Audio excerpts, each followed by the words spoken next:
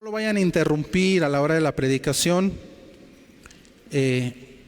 Póngalo, ahorita terminando lo puede activar nuevamente, pero ahorita es el tiempo de adorar a nuestro Dios por medio de la palabra.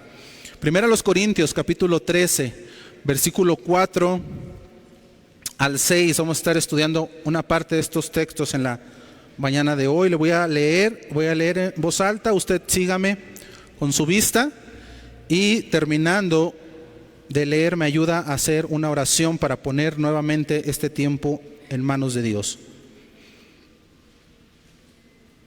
Dice la palabra de Dios: el amor es sufrido, es benigno, el amor no tiene envidia, el amor no es jactancioso, no se envanece, no hace nada indebido, no busca lo suyo, no se irrita, no guarda rencor, no se goza de la injusticia, mas se goza de la verdad. Vamos a orar. Pida a Dios que hable en esta tarde a su corazón. Bendito Dios y Padre nuestro que estás en los cielos, venimos con un corazón de gratitud delante de tu presencia a adorar tu nombre, Señor, a adorar el nombre de nuestro Señor Jesucristo. Gracias porque lo hemos podido hacer desde temprano en la palabra de la escuela dominical, por medio de la alabanza, por medio de los testimonios, de la gratitud, aún de la ofrenda. Señor, gracias. Padre, pero ahora rogamos nos asistas con tu presencia para estudiar tu bendita palabra. Reconocemos nuestra incapacidad, nuestra falta, nuestro pecado para caminar en estos terrenos que son santos, Señor. No podemos, mi Dios, si usted no obra en nuestra vida. Por eso le rogamos que en su infinita misericordia usted obre en nosotros, Señor, por medio de la palabra, que su Espíritu Santo hable a donde ningún hombre puede llegar, que es al corazón de cada uno de nosotros, rogando que seamos transformados. Quiera usted usar hoy la palabra, Señor, para que aquel que no le ha conocido aún pueda hoy entregarle su vida a Jesús. Aquel que está lejos de usted pueda hoy reconciliarse, y el que está cerca de usted crezca en adorarlo en espíritu y en verdad. Nos ponemos en sus manos. Disponga nuestro corazón como una tierra preparada, fértil, lista para ser sembrada. Sostenga a quien hoy predica, Señor. Se lo pedimos en el santo nombre de Jesucristo, nuestro Salvador. Y la iglesia de Cristo dice: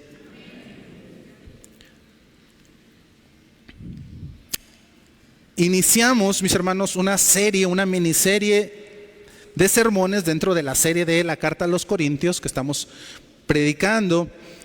Un camino más excelente, el amor, un camino más excelente, es el punto que estamos tratando en todo este capítulo 13 de la Carta a los Corintios. Y hasta ahorita Pablo ha hablado acerca de que si no tenemos amor, nada somos. Si no hay amor, nada somos. Vimos hace 8 días los pilares del amor, que es la paciencia y la bondad. Y del versículo 4 al versículo 6, 5, la mitad del versículo 5, habla acerca de las cualidades que tiene el amor. Las cualidades que tiene el amor. A menudo la Biblia habla en negativo para dar un significado de algo. ¿Cómo es esto de negativo? Bueno, nos explica lo que no es lo que quiere explicarnos. Lo que no es, para que podamos entender después qué sí es. Y en este caso el apóstol Pablo usa 8 palabras, 8 cualidades que no pertenecen al amor, para después describir qué sí es el amor. Entonces es lo que da título a la enseñanza de hoy: lo que no es el amor. Y vamos a ver la parte 1. ¿Por qué parte 1? Porque son muchas cualidades, no las vamos a alcanzar a ver en la tarde de hoy. Así que lo he partido en 2 partes, son 8 cualidades. Vamos a ver 4 el día de hoy, vamos a ver 4 en el próximo servicio cuando se toque este tema. Entonces, habla acerca de 4 cualidades hoy de lo que no es el amor. Y la primera cualidad que menciona el apóstol Pablo, y ese es nuestro primer punto, es que el amor no tiene envidia. El amor no tiene envidia. Si pusiste un poco de atención en lo que leímos, va descifrando, va nombrando cualidades de lo que no se trata el amor. Y lo primero que dice Pablo, si algo no tiene el amor es que no tiene envidia. Es la primera de las 8 descripciones negativas acerca del amor. Y si vamos a hablar de la envidia, mis hermanos, es importante que entendamos qué es la envidia. Podemos quizás ser envidiosos hoy en día, pero como no sabemos lo que es la envidia, pues pensamos que quizá no lo somos. La envidia, mis hermanos, definitivamente no se correlaciona con el amor, pero tiene 2 vertientes la envidia. Hay 2 áreas de la envidia muy fuerte. La primera es desear lo que una persona tiene. Una definición sencilla y quizá la que todos normalmente entendemos por envidia. Desear lo que alguien más tiene. Si alguien trae un mejor vestido que la mujer, las mujeres luego dicen eso, ¿verdad? Como que le envidian el atuendo. Los hombres no, como que a los hombres nos da igual, ¿verdad? Pero si alguien entre las mujeres a veces la vestimenta trae, dicen, ay, qué envidia, yo quisiera tener algo así. Unos zapatos, un auto, los caballeros, ahí sí a lo mejor los hombres un poquito más reflexionan, yo desearía tener esto. Yo desearía tener tal cosa que aquella persona tiene, creo que es muy bueno, yo quisiera tenerlo. Y no solamente es en las cosas, a veces es en cosas materiales, sino a veces en circunstancias. Yo quisiera tener tal carrera, yo quisiera tener tal familia, yo quisiera tener tales hijos como los de el hermano, que se ve que son bien portados. Y el hermano lo ve a usted y dice, yo quisiera tener los hijos del hermano. Porque en la iglesia todos son muy bien portados, pero conózcalos en casa y verá que se le quita el deseo de tenerlos. Entonces la envidia tiene que ver con el desear algo más. Mis hermanos, a veces decimos, tengo envidia, pero envidia de la buena. ¿Ha escuchado esa frase? Tengo envidia. Mis hermanos, no hay envidia de la buena. No hay como tal, no hay un deseo del bueno en querer yo algo más que pertenece a alguien más. Y vamos a ver por qué un poquito más adelante. Porque aparentemente pudiera sonar piadoso el desear algo bueno en que yo quiero eso. Pero hay una vertiente, mis hermanos, segunda acerca de la envidia. La envidia como tal es mala, lo vamos a ver al final de este punto, pero hay un tipo de envidia o una segunda vertiente que va más allá, incluso del egoísmo. Y esa envidia es desear que una persona no tuviese lo que tiene, que una persona no tenga lo que yo quiero que es para mí. Mira cómo cambia la situación. Ya no nada más es yo deseo lo que él tiene, sino es más mi envidia que ahora yo deseo que no tenga lo que yo quiero. Ese tipo de envidia ya suena más pecaminosa, ya suena más a egoísmo y es más profunda, más corrupta e incluso más destructiva, porque ya significa desearle mal a una persona. O sea, si yo no deseo algo que te está ayudando, entonces le estás deseando algo malo, que no tenga lo bueno que tiene. A pesar de que podemos disfrazar eso de piedad y decir, bueno, yo desearía que no lo tuviera. Estás deseando mal. Y ese deseo, mis hermanos, puede ser tan demoníaco como tú no lo imaginas. Déjame darte una ilustración. La Biblia narra que en una ocasión llegaron 2 mujeres delante del rey Salomón. Quizá varios conocen esa historia. Una de las mujeres alegaba delante del rey que cuando ella dio a luz a su bebé, a los 3 días su compañera de casa también dio a luz a su bebé. Entonces los bebés eran de muy semejante edad. Sin embargo, una noche la bebé de una de ellas muere, que la mujer se acuesta arriba de su bebé, lo aplasta y muere el bebé, y muy astuta se levanta en la noche, toma el bebé vivo de la otra mujer y lo cambia por el bebé muerto. Cuando esta mujer se levanta, se lleva la sorpresa de 2 cosas. La primera es que el bebé que tiene en su cama está muerto, pero la segunda Si algo no puedes engañar a una madre es con sus hijos. No sé en qué cabeza estaba pensando la otra mujer que la podía engañar. Y se dio cuenta que no era su hijo. Y esto es lo que alegaba esta mujer delante del rey. La otra mujer decía, ella está mintiendo, mi hijo es el que está vivo, su hijo es el que ha muerto. Mis hermanos, quiero que veas lo que hizo el rey Salomón en medio de esta situación. El rey Salomón logró ver la envidia en la supuesta madre del niño vivo. Acompáñame en tu Biblia, en Primera de Reyes 3:26. El rey Salomón ordenó que el bebé que estaba vivo fuera partido por la mitad y se le diera a cada uno una parte. Dijo, si no se pueden poner de acuerdo, yo no me queda la certeza si es de una o de otra, pártanlo a la mitad y a cada una denle una parte del bebé.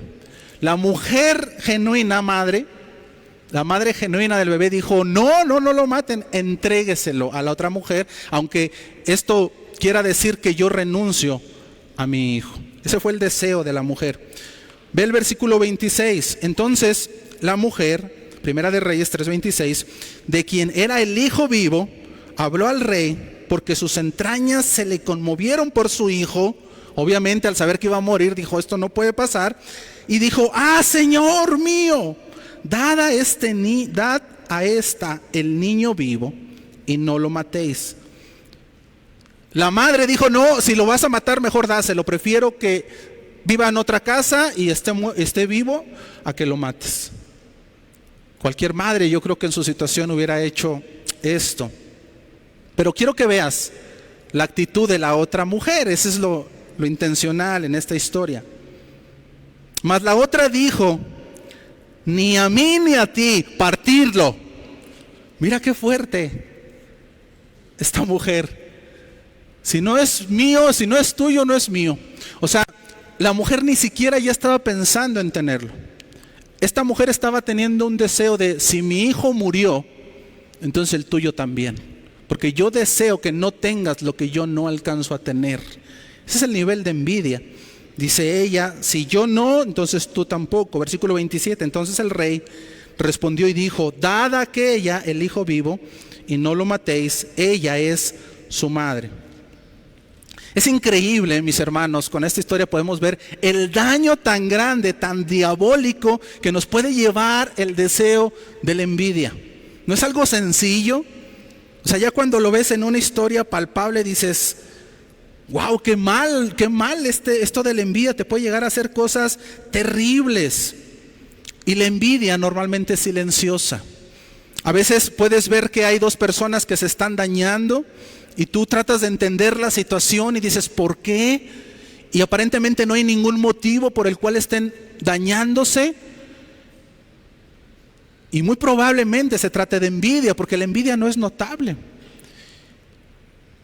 Y es algo que se esconde. Y antes, mi hermano, de que sigamos y tú empieces a pensar, porque luego así somos de, ahora entiendo por qué tal persona busca hacerme daño, porque me tiene envidia. Porque rápido empezamos a voltear, ¿verdad? A la derecha, a la izquierda, y decimos, ¿cómo no vino esa persona que me envidia tanto para que escuche esta predicación? O esta predicación es para mi vecina que me envidia siempre. Mi hermano, antes de que comience a pensar de que tú eres la víctima y todos los demás somos envidiosos, debemos de comenzar a analizar si nosotros hemos tenido ese sentimiento de envidia o ese sentimiento existe en nuestro corazón. Hay que examinarnos porque esto es para cada uno de nosotros. ¿Por qué, mis hermanos? Porque la lucha contra la envidia es una de las batallas más duras que tiene el cristiano. Porque siempre va a haber algo mejor que tú, siempre va a haber alguien quien haga cosas mejores que tú. Siempre ese sentimiento, ese deseo va a estar latente cerca de cualquier persona. La palabra envidia, mis hermanos, en el original es la palabra celo, Z-E-L-O-O, celo.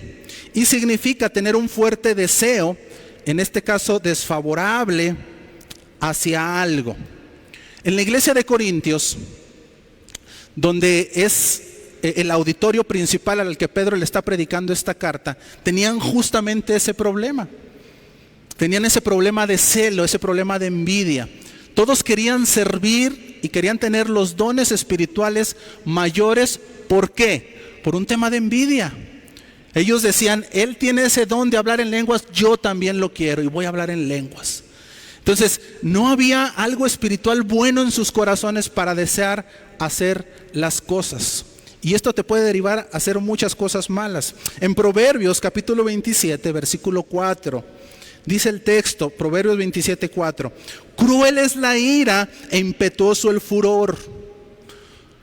La ira es cuando alguien se enoja desmedidamente. ¿Conoces a estas personas que se transforman en Hulk cuando se enojan?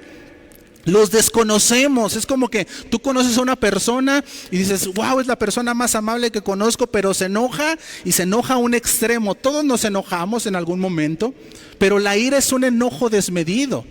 Es un enojo que no se controla, que debería de controlarse. Dice, eso es cruel e impetuoso el furor. Esto todavía es peor, es cuando una persona airada reacciona con violencia. Hay personas que se enojan y quieren atacar a los golpes. O hay personas que se enojan y reaccionan, ya rompieron esto, le pegan a la pared. Bueno, a la pared no, ¿verdad? Porque no son tontos y luego se dañan, le pegan a la madera de la puerta para hacerle un hoyo. Eso es ira con furor. O sea, están reaccionando con violencia. Eso es muy malo, mis hermanos. Es alguien que no tiene control ni dominio propio. Pero mira lo que dice el proverbista, mas, ¿quién podrá sostenerse delante de la envidia? Pero, dice el proverbista, el envidioso es peor todavía. O sea, es peor la envidia que la ira y el furor. No quiere decir que esto sea bueno, es muy malo, es cruel, dice el texto. Pero la envidia todavía es peor que eso. Es como la comparación de algo muy malo con algo peor. La envidia, mis hermanos, puede llevarnos a alcanzar la maldad para cometer cualquier tipo de pecado. Es por eso que es peor. Aparentemente la envidia pudiéramos pensar, bueno, la envidia no es tan mala como la ira o el furor. Mis hermanos, el tema es que el deseo de la envidia puede llegar a crecer tanto que puede llevarnos a cometer los peores pecados. Por ejemplo, Caín mató a Abel, su hermano, por envidia. Tenía un deseo de que él no tuviera lo que él tampoco tenía, que en este caso era el amor, el favor de Dios. Dijo, si yo no tengo ese favor de Dios, tú tampoco. Hubo envidia en su corazón y lo llevó a matar. Ese deseo de envidia llegó a matar a su propio hermano en la sangre. Eva, la primera mujer creada, pecó contra Dios por envidia. ¿Qué deseaba Eva? Ser como Dios. Eso fue la tentación de la serpiente en el huerto del Edén. Comed ese fruto, no moriréis, sino que seréis como Dios. Ella deseaba ser como Dios, tenía envidia de lo que Dios era y ella deseó también ser como Dios. Los hermanos de José quisieron matarlo y terminaron vendiéndolo como esclavo a Egipto. ¿Por qué? Porque tenían envidia. ¿Qué le envidiaban? El amor del padre de José. Ellos decían, está bien que lo ame, pero nosotros deseamos también que ame nuestras vidas así como ama a Él. Y si no nos va a amar a nosotros así, entonces Él tampoco va a tener ese amor. Entonces ve cómo es envidia, hermano. Por eso ahora entendemos Proverbios y entendemos por qué dice el texto, esto es peor que airarte con ira y destrozar, reaccionar con violencia. Porque la envidia te puede llevar a hacer atrocidades. Ahora quizá tú me puedes decir, bueno, yo nunca mataría a mi hermano por envidia. Mis hermanos, las mismas células que tenía Caín están en nosotros, el mismo corazón es igual al de nosotros. El problema es que él dejó que su deseo creciera y lo llevó a pecar a tal gran manera. Igual Eva, igual los hermanos de José. Pero si tú dices, bueno, eso está muy lejos quizá de mí, eso es para otros, déjame te muestro cómo se ve ese deseo a veces en las cosas pequeñas, que damos por sentado de que no pasa nada, pero al final del día es el mismo pecado y es envidia. en cosas cotidianas. ¿Cómo se ve la envidia en nuestro día a día? Quizá de una manera normal. Bueno, por ejemplo, mis hermanos, cuando nosotros tenemos resentimiento por algún ascenso que tiene un compañero de trabajo, o en la escuela, alguien, ahorita que están premiando a los que están saliendo de las escuelas, lo premian y dices, ay, ese como que será para mí. O al que ascienden en el trabajo, ¿y ese por qué lo ascienden si está más burro que yo? Y entonces hay una envidia, hay una envidia, hay un celo, hay un sentimiento de celo.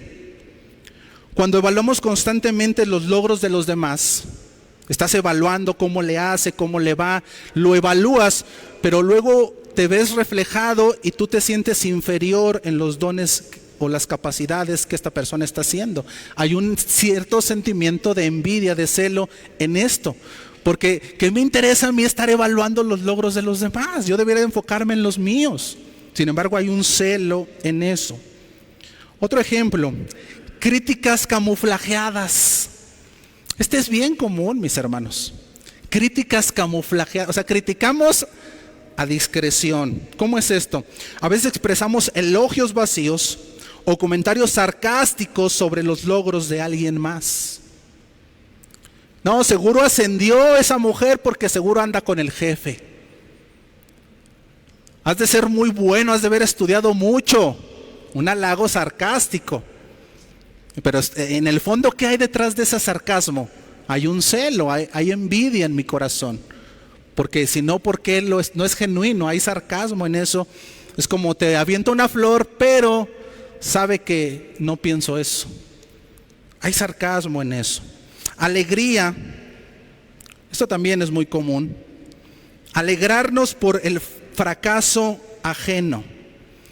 Experimentamos satisfacción cuando a alguien que como que no nos llevamos bien, como que tenemos ese celo por esa persona, le empieza a ir mal.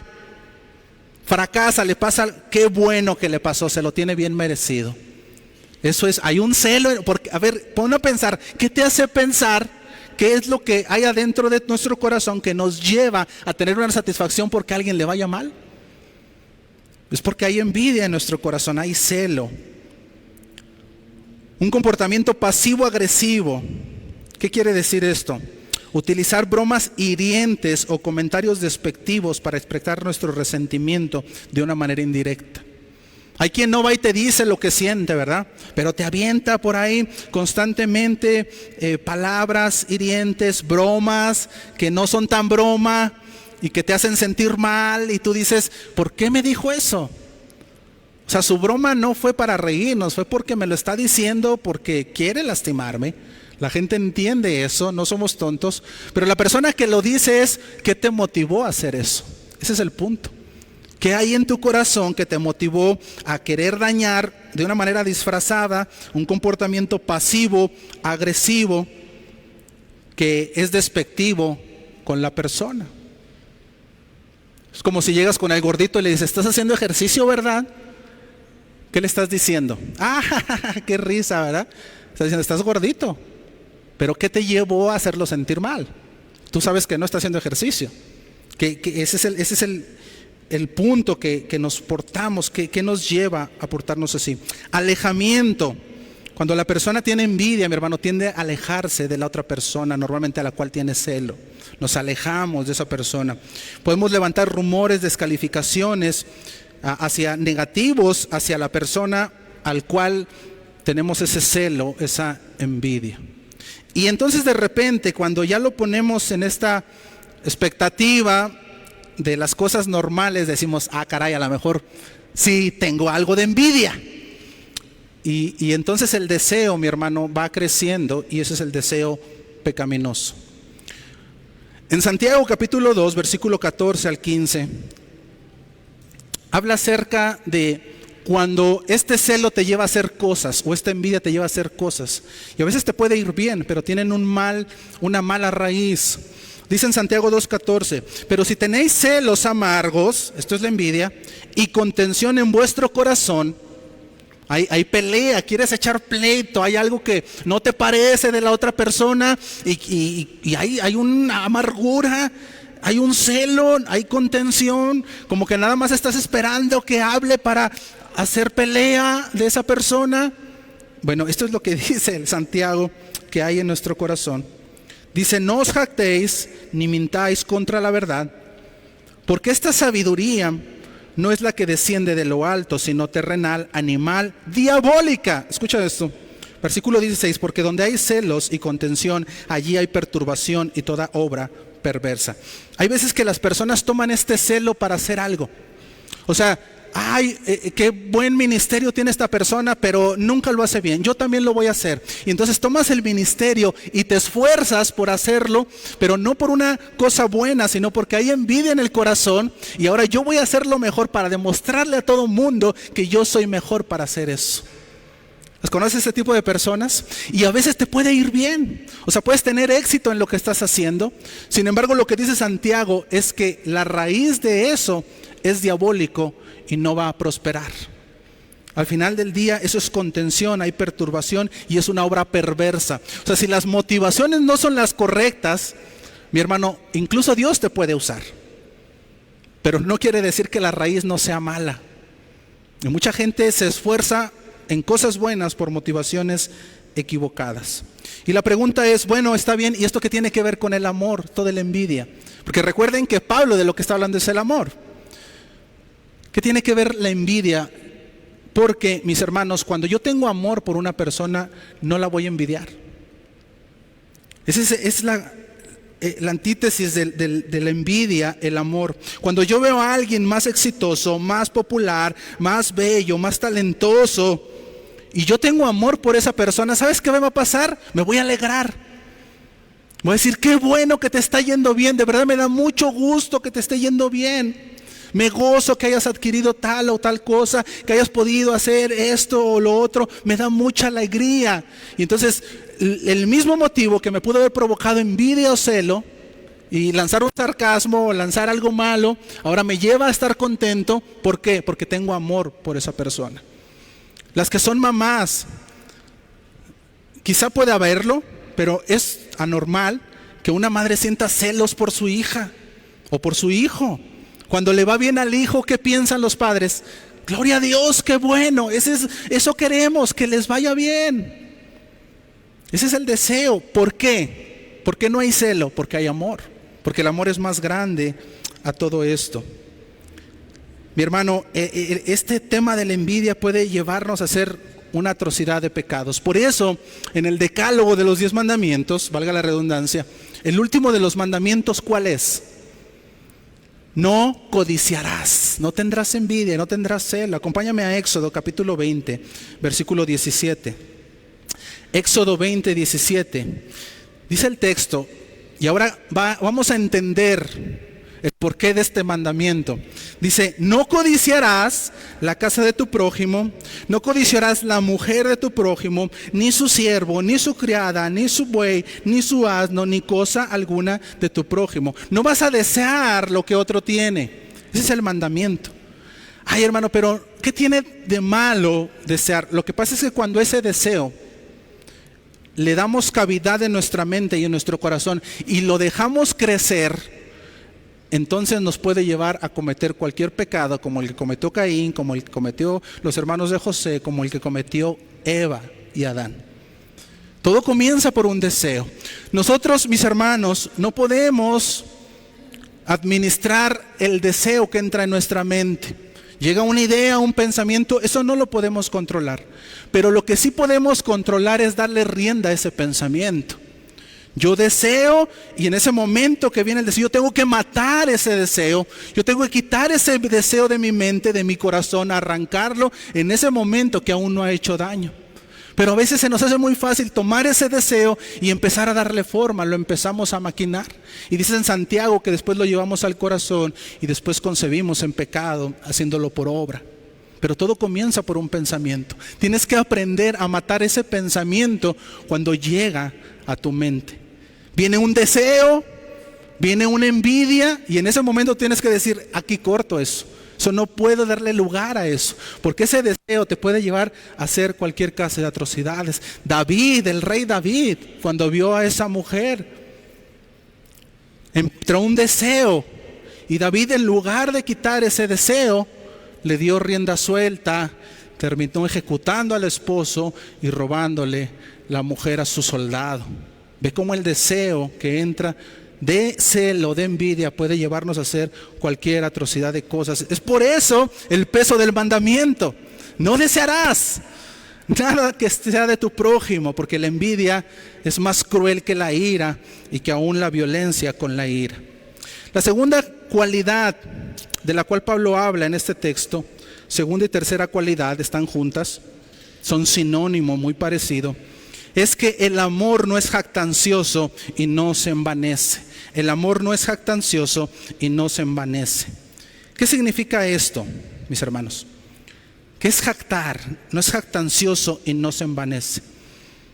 En palabras de buen mexicano, no ser presumido, no ser una persona altiva, vanagloriosa. Y esto es primo hermano de la envidia. ¿Por qué? Porque la envidia, mis hermanos, busca ver menos a los demás. O sea, tú no tengas, porque yo tampoco tengo. O sea, mantente abajo de mí. Busca ver menos a los demás, quitarles lo que tienen. Pero la jactancia y la vanagloria desean que las demás personas nos vean como superior.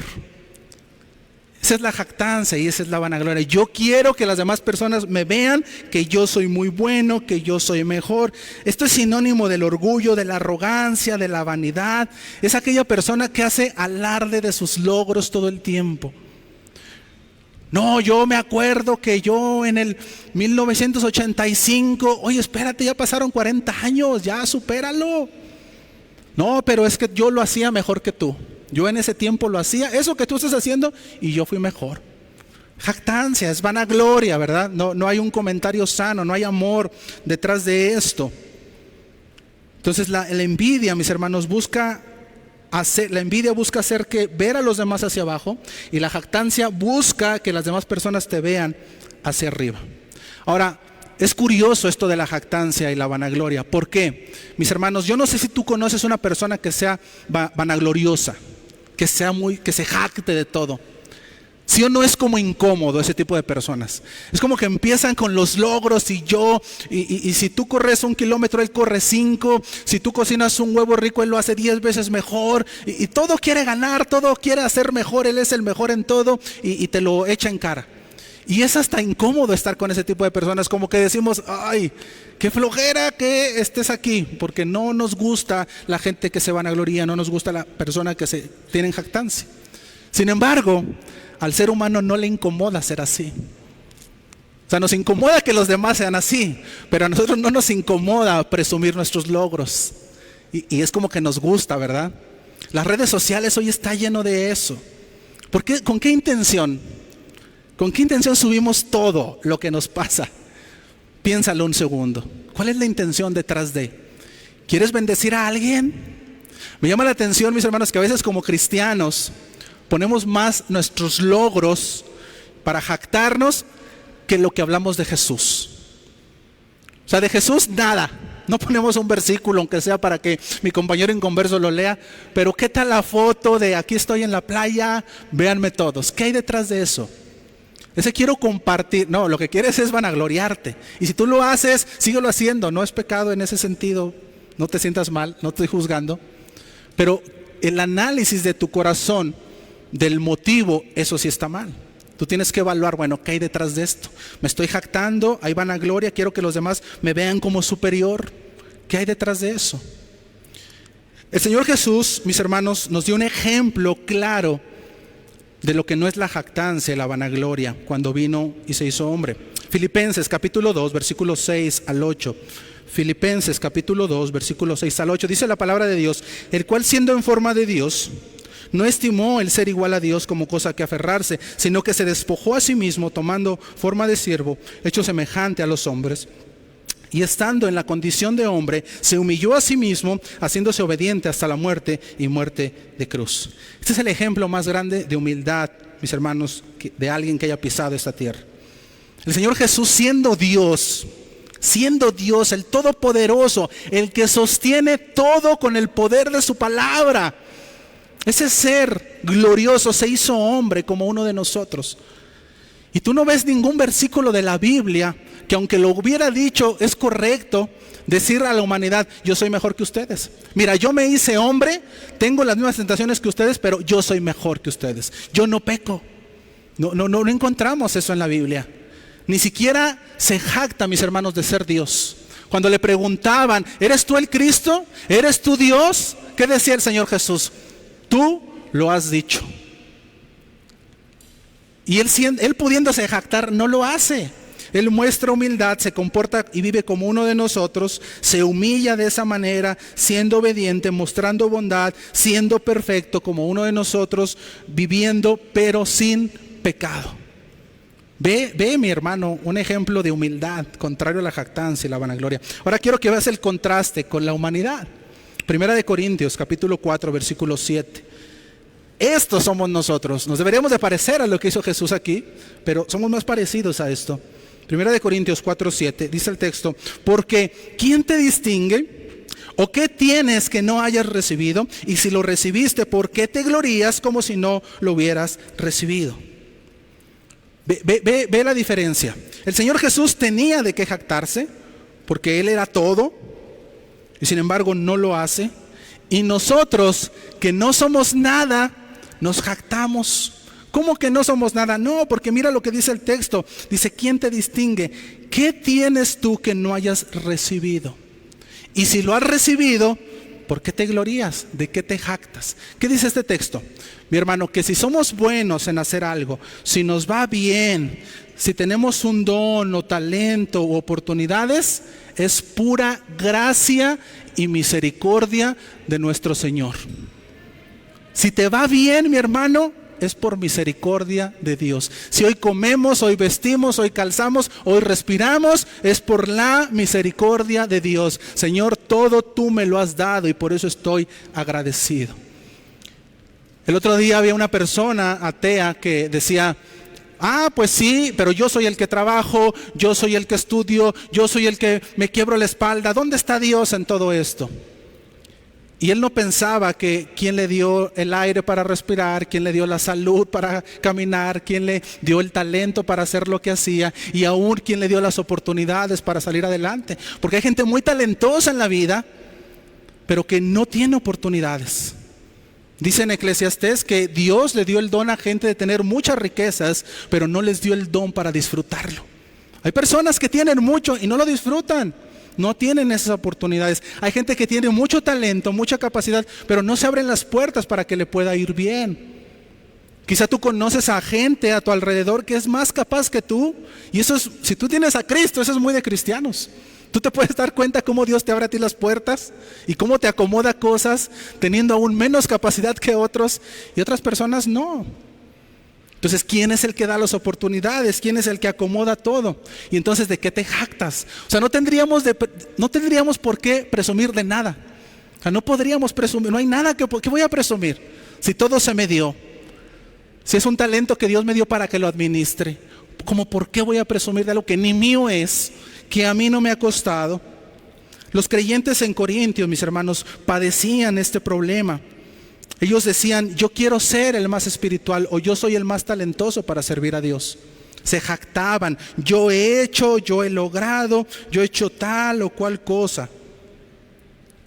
Mi hermano, el tema es que no se ponían a pensar que todo lo que habían recibido era de Dios.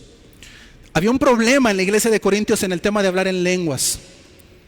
Alguien hablaba en lenguas y el otro, aunque no hablara en lenguas, decía: no, yo también, por si las dudas, y empezaban a hablar en lenguas, como para jactarse: yo también puedo.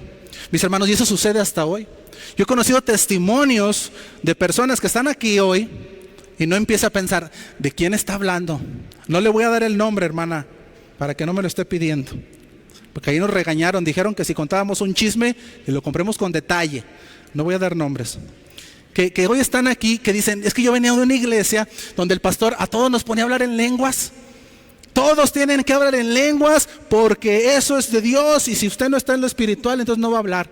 Y toda la iglesia hablaba en lenguas. Y dice: y yo no hablaba en lenguas, pero como todos hablaban, pues yo también empezaba, y Rambo, sácate la bazuca, y decía: por si las dudas. ¿Por qué? Porque si el otro es espiritual, pues yo cómo me iba a quedar atrás. Y ve, mi hermano, es pura vanagloria, pura jactancia. Ese era el problema que estaban pasando la iglesia de Corintios. Por eso esta palabra: no había armonía en lo que hacían, no había amor en lo que hacían.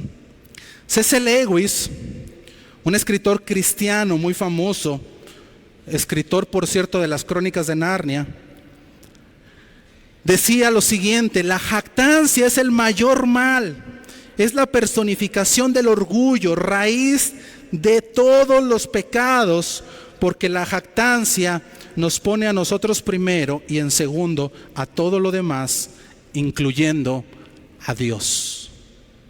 Esa es la jactancia, esa es la vanagloria. Yo quiero estar en primer lugar y todo lo demás en segundo plano. Sí, pero todo lo demás incluye a Dios. Por eso dice C.S. Lewis, es el peor de los males, es la personificación del orgullo y la raíz de todos los pecados. ¿Por qué? Porque es imposible jactarnos sin ver menos a los demás. Y habla también Pablo acerca del envanecimiento. Y esto es sinónimo, por eso los junté. El envanecimiento también tiene que ver con elevarse. Sin embargo, aquí la palabra envanecerse tiene que ver con un tema espiritual. Es como que la persona se envanece o se jacta, pero de las cosas espirituales. Yo sé mucha Biblia, yo conozco mucho a Dios, a mí Dios me usa mucho en el ministerio. Eso es la vanagloria espiritual. Y eso es lo que está diciendo Pablo aquí. El amor no es vanaglorioso. Porque, mi hermano, aparentemente, aunque podría ser bueno al conocer mucho la Biblia, si yo no la aplico en mi vida, yo puedo tener conocimiento de la Biblia, de Génesis, Apocalipsis. Hay quien se sabe de memoria capítulos completos, largos, los recita. Cualquier pregunta de teología te la responden, saben muchísima Biblia. Pero tú ves sus vidas y no refleja el conocimiento que tienen. ¿Por qué? Porque solamente tienen la información aquí, pero no la están viviendo en su casa, no la están viviendo en su corazón, no la están viviendo en su día a día. Y entonces esa información solo es vanagloria, solo es para decir, yo sé mucho palabra de Dios. No sirve absolutamente de nada, eso es vanagloria. Un ejemplo muy claro, mi hermano, de lo que no es vanagloria es Juan el Bautista.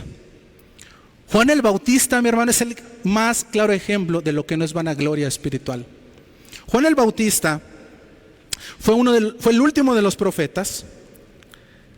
De él el Señor Jesús dijo lo siguiente: de entre los que nacen de mujer no se ha levantado otro mayor a Juan el Bautista.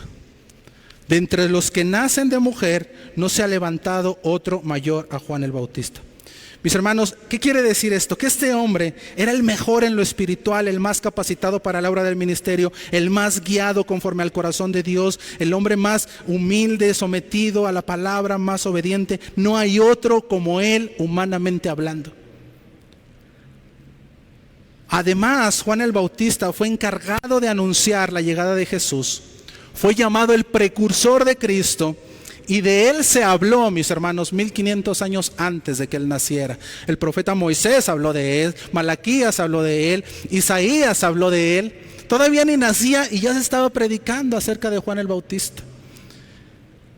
Si Juan el Bautista, mi hermano, era tan poderoso espiritualmente, era alguien que podía jactarse, que podía vanagloriarse.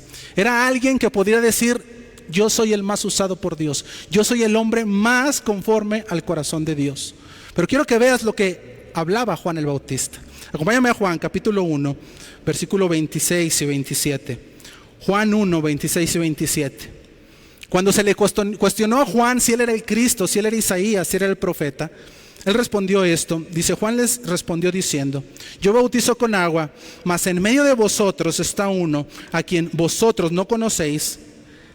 Este es el que viene después de mí, el que es antes de mí, del cual, escucha esto, yo no soy digno de desatar la correa de su calzado. Y yo creo que por esto, mi hermano, este hombre es el mayor. Porque dice la Biblia: si quieres ser el mayor, tienes que ser el menor, el más humilde. Yo creo que esto lo hacía el mayor en las cosas de Dios a Juan el Bautista. Este hombre dice, le preguntan: ¿tú quién eres? El profeta dice: yo no soy nadie. Yo no soy nadie. Pudiendo haber dicho: mira, saca tu Biblia, busca a Isaías, ábrele en Malaquías, ve a Moisés, ahí está mi nombre. Y él decía, yo no soy nada, yo no soy nadie. Yo soy una voz que clama en el desierto. Mira qué humildad de Juan. Él está diciendo, yo soy un simple mensajero en el desierto donde nadie me escucha. No en los grandes foros, no donde hay mucha gente para escucharme. En el desierto donde nadie me escucha, ahí yo soy el mensajero. Pero el que viene después de mí, mira esto, pero el que viene, que no conocéis, ese que viene sí es. Ese que viene sí es alguien importante, del cual yo ni siquiera soy digno, ni siquiera de lavar sus pies, de abrochar las agujetas de su calzado, ni siquiera soy digno de arrodillarme, inclinarme delante de la presencia del Maestro. Ese es Juan el Bautista. Ahora, mi hermano, antes de que te dijera esta información que quizá ya sabías, si yo te hubiera preguntado, dime los 10 hombres de la Biblia más poderosos, más usados, más conforme al corazón de Dios, ¿hubiera estado Juan el Bautista en tu lista? Probablemente no. Y es cuando pensamos en los hombres poderosos de la Biblia, pensamos en David, pensamos en Daniel, pensamos en los profetas, Elías, en Moisés, en Abraham, en Pedro, en Pablo. Es de lo que más predicamos, es de los que más en la escuela de los niños ponemos a dibujar la historia, incluso de Jonás, porque aunque rebelde, ahí estaba. Y como que Juan el Bautista como que no figura mucho, como que Juan pasa desapercibido en los relatos bíblicos, como que no es alguien con el que hoy vamos a predicar de Juan el Bautista. No es alguien que los niños tengan muy presente quién es. Pregúntales a los niños quién es David, quién es Jonás, quién es Moisés, te lo van a decir. Juan el Bautista es probablemente que tengan muy poca relación de quién es. ¿Y esto por qué? Porque la humildad no vende. Porque la humildad no te hace popular a los ojos de los hombres. Lo que te hace popular es la jactancia, la vanagloria, el presumir yo he hecho, yo he puesto, yo he sido usado. Eso vende a los ojos de los hombres. Eso es popular, los títulos. Eso es, esa persona, eso es importante porque esa persona los tiene. Y una persona que maneja bajo perfil, que es una persona que ahí va y lo ves de oración, sencillo, como que no tiene tanta importancia. Mis hermanos, pero Juan era el más sabio. A Juan no le importaba lo que el hombre pensara de él. Él sabía que iba a pasar desapercibido a los ojos de la humanidad, pero él estaba ocupado de lo que pensara Dios acerca de él. Y Dios dice, de todos los hombres, este es el más grande. Eso es lo que dice Dios de Juan. A los ojos de los hombres Juan no era importante. Hasta la fecha hoy no publican la historia de la humanidad grandemente como otros tantos hombres de Dios, pero a los ojos de Dios era el más grande. Y la pregunta es, mi hermano, ¿cómo se mueve nuestra vida en el día a día? Nuestras decisiones, nuestro caminar, nuestro comportamiento se mueve en base a lo que los hombres piensan o en base a lo que Dios piensa de ti, porque eso es lo importante. Aunque no refleje en el mundo, aunque quizá nunca te van a exaltar a los ojos de los hombres, ¿cuánto has sido exaltado por Dios? ¿Cuánto tus decisiones, tu día a día, mi hermano, influye el qué piensa Dios de ti? ¿Y qué tanto influye lo que el hombre piensa de ti? Eso lo tienes que poner en una balanza. Mis decisiones, mi caminar, mi día a día está enfocado en lo que los demás piensan de mí.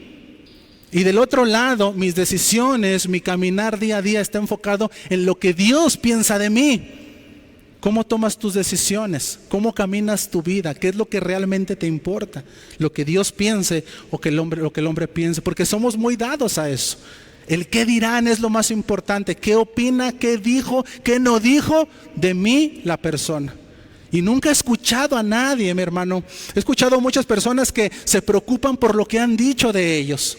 Pero nunca ha venido conmigo nadie que me diga estoy preocupado. ¿Por qué? Porque no sé qué piensa Dios de mí. Quizá hice algo y no sé qué Dios ahora mismo está pensando de mí. De verdad necesito ayuda porque estoy mal, porque no sé qué Dios piensa en este momento de mi vida. Pero ante los ojos de los hombres, es que esa persona habló de mí, me dijo, y nos derrumbamos por el qué dirá, porque eso es importante para el ser humano. Mis hermanos, debemos de poner en una balanza qué es esto. ¿Cuál es el remedio contra la jactancia y el envanecimiento? Obviamente el amor. Pero hay otra cosa más importante aún. Charles Trumbull, un escritor reconocido en Estados Unidos de principios del siglo XX, él empezó a tener mucha popularidad porque era escritor de uno de los diarios más importantes en Estados Unidos en ese tiempo. Cuando este hombre cristiano, por cierto, empezó a tener fama, él hizo una promesa a Dios y le dijo: Señor, de ahora en adelante, cada que tenga una conversación, yo voy a comenzar hablando acerca de Cristo. O sea, ¿qué estaba diciendo este hombre? Señor, yo sé muchas cosas, pero lo único verdaderamente importante eres tú. Yo voy a hablar de ti, Señor. Mis hermanos, ¿y qué nos enseña eso a nosotros? Bueno, sencillo, que toda tu vida, mi hermano, tiene que girar alrededor de Dios. Que lo primero en tu vida tiene que ser Dios. Que si haces cualquier cosa, tú tienes que poner a Dios en primer lugar. Gracias a Dios. Si recibo un halago, gracias a Dios. Es por misericordia de Dios. Cuando no entendemos esto y creemos que es en nuestras fuerzas, mi hermano, habremos perdido lo principal, Cristo Jesús. Primera de Juan, no es cierto, Juan 1:3, dice el texto: todas las cosas por Él fueron hechas, y sin Él nada de lo que ha sido hecho fue hecho. No olvides este principio. Todas las cosas por Él fueron hechas. O sea, todo lo que haces tú que te va bien es por Dios. Y entonces, ¿por qué no vienes y corres y le agradeces y lo adoras por lo que está haciendo en tu vida? Ese es el tema. Porque no entendemos esto, porque pensamos que somos nosotros, pensamos que yo lo he logrado, yo he hecho, yo he conseguido. No, todas las cosas por Él fueron hechas y sin Él nada de lo que ha sido hecho fue hecho. Piensa en esto y la vanagloria y la jactancia van a ser quebrantadas en tu corazón. Finalmente, y prometo mucho más corto, la última que habla Pablo aquí: el amor no hace nada indebido. El amor no hace nada indebido. Y este principio, mi hermano, tiene que ver con los buenos modales. El amor no tiene nada que ver con ser grosero, con las malas actitudes que tenemos. Mi hermano, hay veces que somos groseros.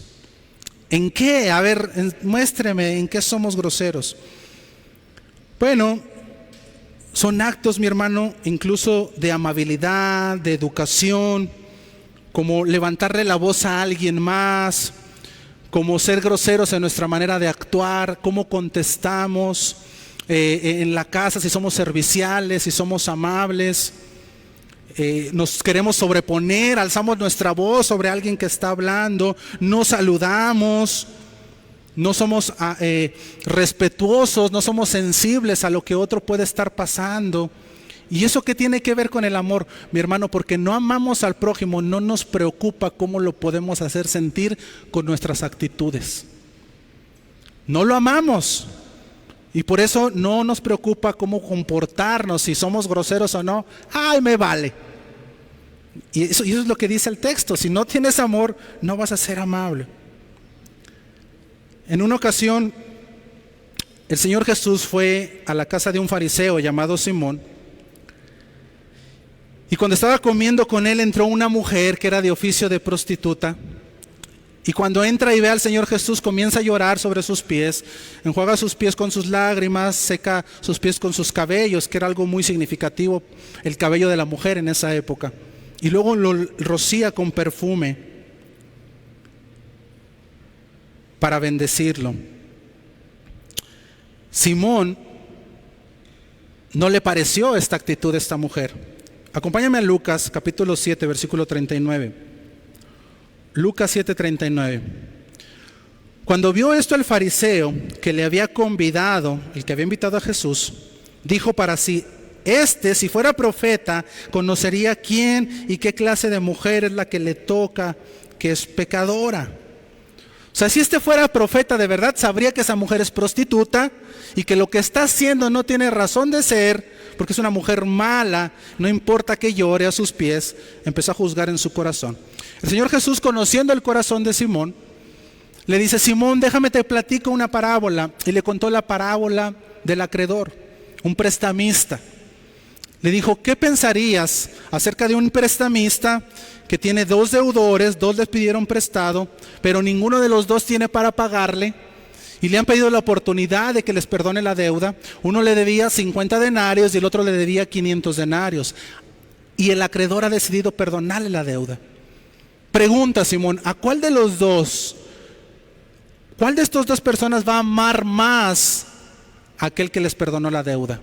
¿El de 50 o el de 500? ¿Quieren ver qué dijo Simón?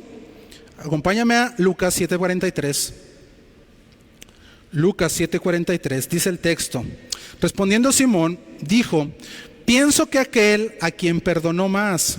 Y él le dijo: rectamente has juzgado.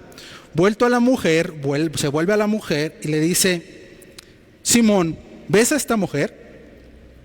Entré en tu casa y no me diste agua para mis pies, mas esta ha regado mis pies con lágrimas y los ha enjugado con sus cabellos. 45. No me diste beso, mas esta, desde que entré, no ha cesado de besar mis pies. No ungiste mi cabeza con aceite, mas esta ha ungido con perfume mis pies. Por lo cual te digo que sus muchos pecados le son perdonados, porque amó mucho. Mas aquel a quien se le perdona poco, poco ama. Y a ella le dijo: tus pecados te son perdonados.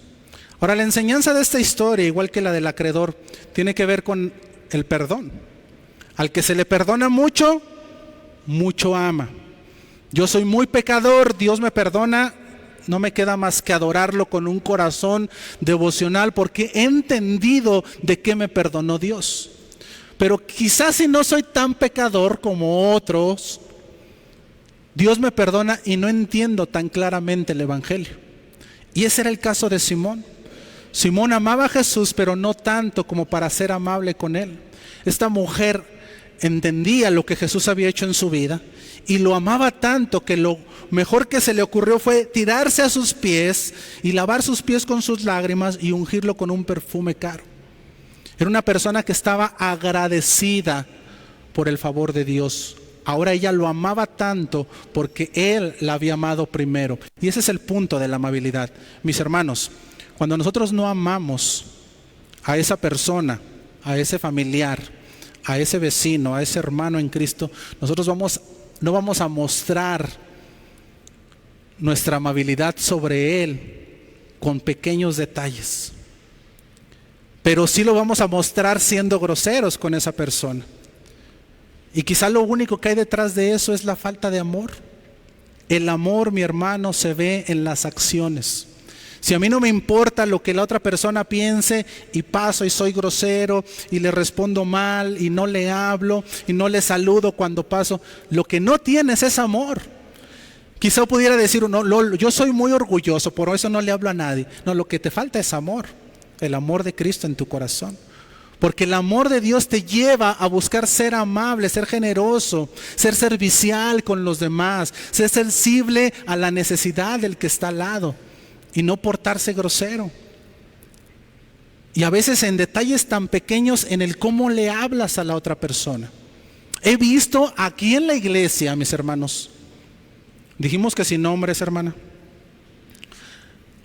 hombres que le hablan a su esposa, a ese vaso frágil que Dios le va a pedir cuenta, de una manera altanera, grosera, con insultos. ¿Por qué? No me interesa lo que diga. Se hace así. Oye, espérate, pues si no eres el ogro de Shrek.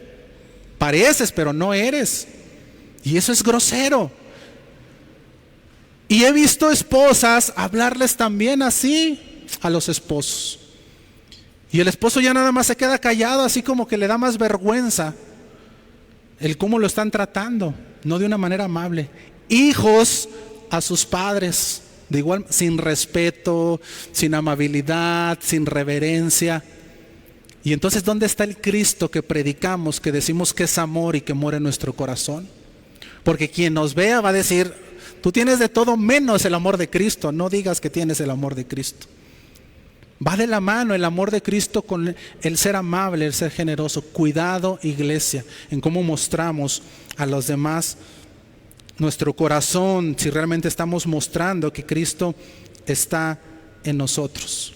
Cuidado con esto. Hemos visto 4 cosas que no son el amor. Estoy terminando. Lo que no es el amor no tiene envidia, el amor no es jactancioso, el amor no se envanece y el amor no hace nada indebido. Mis hermanos, si tú te fijas, todas estas 4 cualidades tienen que ver con las actitudes que nosotros tenemos y que reflejamos al mundo. O sea, una persona sabe si tú eres envidioso, si eres jactancioso, te envaneces o te portas grosero. Eso es muy visible. Eso es muy visible a la luz de cualquier persona. Una persona te cataloga, uy, no, ese es bien envidioso, no, ese es bien vanaglorioso, bien presumidote, no, ese es bien grosero, no, lo deberías de ver, bien grosera esa persona, triste, ya nos catalogan así. El tema es, mi hermano, ¿a quién nosotros reflejamos? Tenemos una responsabilidad. En 2 Corintios 3:2 dice, nuestras cartas sois vosotros, escritas en nuestros corazones, conocidas y leídas por todos los hombres, siendo manifiesto que sois carta de Cristo, expedida por nosotros, escrita no con tinta, sino con el Espíritu de Dios vivo, no en tablas de piedra, sino en tablas de carne del corazón. Somos los representantes de Cristo aquí en la tierra. ¿Cristo cómo es? Envidioso, jactancioso, presumido. ¿De verdad? ¿Cómo estás reflejando a Cristo en tu corazón? Esa es la pregunta. A veces, mi hermano, el mensajero se puede convertir en una barrera para el mensaje. A veces nuestra vida se convierte en una barrera para el mensaje de salvación. ¿Cómo voy a evangelizar yo a esa persona si dice, tú eres el envidiosote, tú eres el presumidote, el vanaglorioso, tú eres el más grosero que conozco y tú me vas a hablar a mí del evangelio? Somos cartas abiertas. Mi hermano, representamos a Cristo. Cuidado. A veces esa actitud que todos ven es la que frena nuestro testimonio para que la gente pueda escuchar la palabra de Dios. No el portarse bien, mi hermano, quiere decir que seas cristiano. Porque a veces confundimos el ser amables con el ser cristiano. Yo conozco gente muy amable que no es cristiana y va camino al infierno. Pero si eres cristiano, tú tendrías que cumplir con estas cualidades. Eso no es opcional. No te hace cristiano, pero si eres cristiano, meditemos. Que Dios nos ayude, mi hermano, a que Dios nos dé amor, porque esa es la base de todo esto. Cuando tú empiezas a amar, todo esto es añadidura. Yo no voy a ser envidioso, no voy a ser jactancioso, no me voy a envanecer, no voy a ser grosero con los demás. ¿Por qué? Porque va a haber amor en mi corazón. Que Dios nos ayude a ser fieles testigos de Él y de su palabra. Póngase de pie, vamos a orar.